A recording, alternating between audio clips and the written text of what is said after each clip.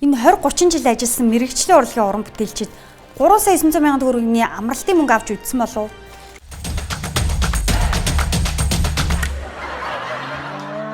Шок мэдээ хошинтой амь нэвтрүүлгийн 34 дахь дугаар эхлэхэд бэлэн боллоо. Соёл урлагийн салбарынхан цалин нэмхийг шаардаж байхдаа зэрэгцэн соёлын сайдад амралтынхан цалин 150% хэтрүүлэн 3 сая 922 мянган төгрөг олгосон тухай аудитын дүн мэдээ гарлаа. Хувь зайны давхархлаа гэж соёл урлагийнхны сарын дундаж 760 мянган төгрөгийн цалин нэмхийн тулд хууль өөрчлөх ёстой бол соёлын сайдын амралтын цалин хууль зөрчиж олгоно. Одоо юу гэдэг те хүснээр чинь нэмнэ гэж худлаа хэлж болохгүй юу? Манай Монгол улсын нөхцөл байдал ийм л соёл урлагийн салбарын төрийн үйлчлэлийн албан агчдын цалин хоол хүнсэндээ хүрдэггүй бол соёлын сайд номин хүнсний дэлгүүр орлоггүй 2 жил болж байгаа юм. 2 жил бол би ажиллаа хийгээд хүнсээ ерөөс худалдаж аваагүй. Манай нөхөр л худалдаж авдаг. Соёлын сайдын цалин хэтэрсэн бол соёлын ажилтны цалин хүрэлцэхгүй байна. Зарим иргэн соёл урлагийнхан сайдынхаа цалинг нэмүүлэх гэж жигсэд цугласан юм уу гэж андуурсан байна. Соёлын яамны төрийн нарийн бичгийн дарга 2022 оны 12 дугаар сарын 14-нд Б105 тушаал гарган соёлын сайдын амралтын цалинг 150%-аар хэтрүүлэн нэмсэн нь аудитын шалгалтаар тогтогджээ. Соёлын яамны төрийн нарийн бичгийн дарга инх амглан сургуулийн урлагийн үзлэгт найралтуун зохисдог байсан байж мэдэх урлагийн туршлагатай хүн.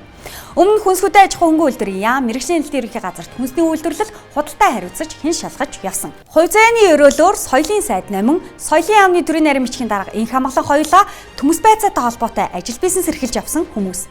Тэд өмнө төмсний үр тарьж явсан бол өнөөдөр соёлын үр тарих үүрэгтэй. Төрийн ордонд төм олонд соёл тараах хэрэгтэй болсны дараа соёл урлагийнх нь тарж утарч байгаа юм. Улсын харьяа урлаг соёлын байгууллага 4000 орчим хүн 560-аас 760 мянган төгрөгийн цалинтай боловсон өвчний дутагдалд орж дуучин, хөгжимчин, бүжигчин зэрэг уран бүтээлчид Солонгосын барилга дээр, Монголын зах дээр амьдрахын эрхэнд ажиллаж байна. Улсын их хурлын гишүүн Баярсайхан гэдэг эмэгтэйг ор хүнчлийн улс төр хийлээ гэж огчоолж болохгүй. Тэрээр олон улсын байгууллагуудтай олон талд хамтын ажиллагаа өрнүүлж, талууд харилцан сэтгэл хангалуун үлдэхүүц 1 сая 8 мянган төгрөгийн үнэтэй бэлгийн сайхан ор 24 ширхэг заст сонгогчдоо бэлэглэж байгаа юм байна. Баярсайхны ор дулаан, хүнжил нь ягаан бөгөөд зөөлхөн гэж иргэд ам сайтай байна. Ганцхан ор биш, энэ төрх ор биш, зүгээр л олон үйлдэлтэй функционал гэж хэлэгддэг ийм ор байгаа. Зөөлөн хэрэглэл буюу гудс, хүнжил, цагаан хэрэглэл нь бүгд байгаа. Харин улсын их хурлын гишүүн Туваан өөрийн биеэр үрийн шингэний асгаруулсан үйлдвэрийн сайхан бухтлан хөнгөлөлтөө өнөр худалдах ажил эрхэлж авна. Тувааны үйлдвэр нь хэлтүүлэг сайтай үнэ голохгүй гიშгдэг юм байна. Үнгүй бэслэг хавханд л байдаг боловч зарим сонгогчид улсын их хурлын гишүүнээс бодлого биш, бодол үүс тижэл шаардах шийдлээс илүү шин мах нэхэх явдал байсаар байна. Газрын засгийн үйлдвэрийн шавыг 2018 онд тавьсан ч ашиглалтанд орох хугацаа нь 2023 оноос 2025-2026 гэж хойшлогдсоор хамгийн сүүлд 2027 гэж нэг товлогдоод адагт нь бүр онцгүй болоод байна. Би 30 жилийн дараа 80 нас хүрэх.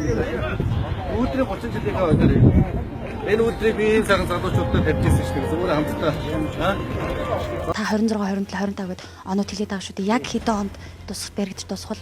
За яг одоо юу гэдгийг одоо шууд урчлаа цаг 26 онд орчин 27 онд орчин гэдэг хэлэхэд хэцүү байна.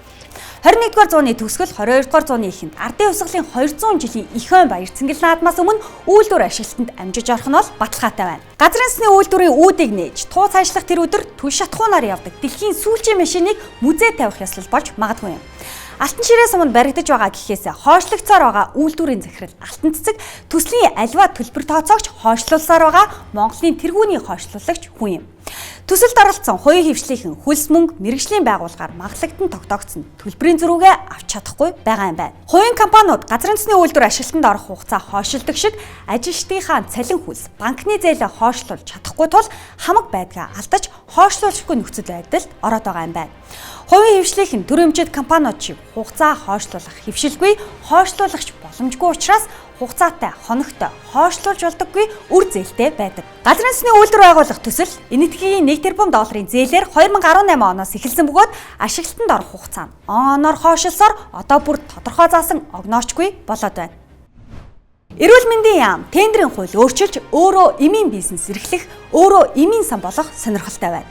Яам өөрөө эмийн хэрэгсэл, вакцины тархилга оруулж ирдэг болохын тулд тендерийн хууль өөрчлөх төсөл санаачилжээ. Энэ жишгээр бол сангийн яам хүүгээ болгохгүй байгаа нэрийн дор банк бус санхүүгийн байгууллага байгуулж зээл олгох, хууль зүйн дотоод хэргийн яам, харуулах хамгаалтын компани өмгөөллийн товчоо ажилуулах, энх амгалан сайд, хятад хэлний курс нээх, барилгын яам, байшин барих, хүнс хөдөө аж ахуй хөнгөн үйлдвэрийн яам, капитализмын зам нэгдэлтэй болж улсын мал хариулна. Ерөнхий сайд төр хувийн хвшилтэд өрсөлдөхгүй, төр бизнес хийхгүй.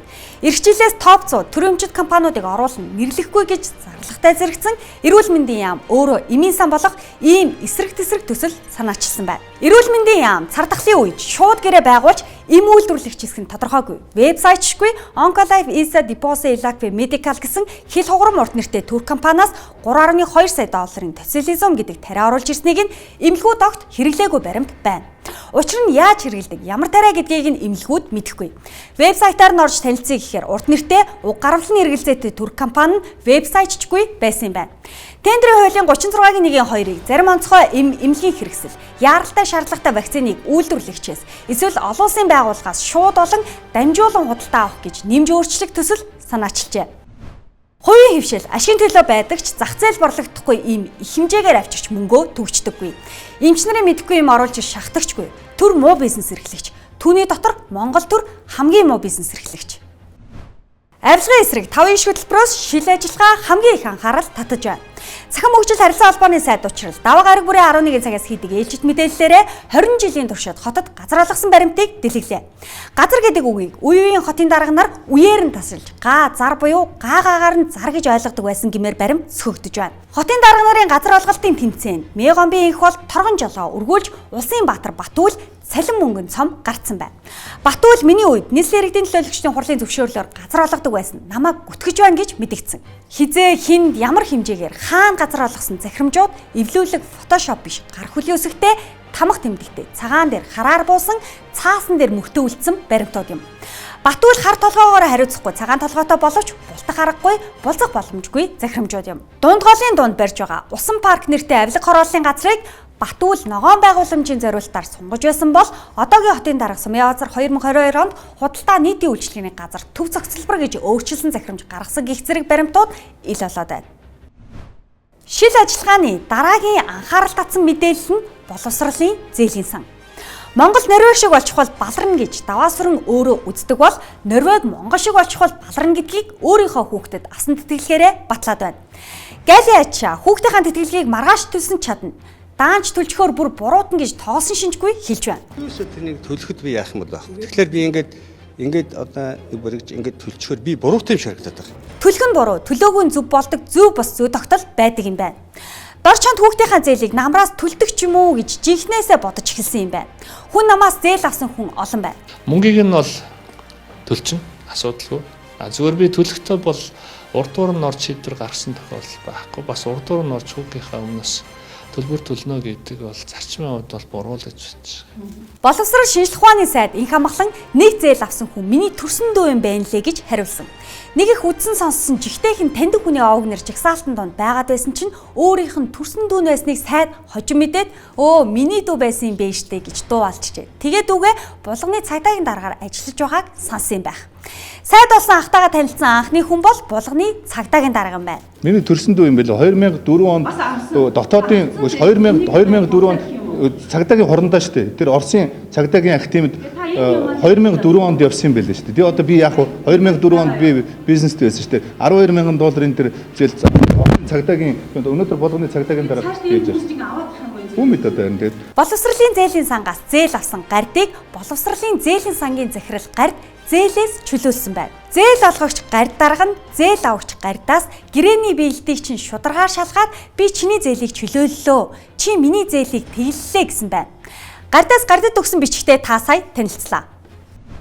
Шок мэдээ. Хошин тайван нэвтрүүлгийн 34 дахь дугаартай хамт байсан эрхэм үзэгч та бүхэндээ баярлалаа.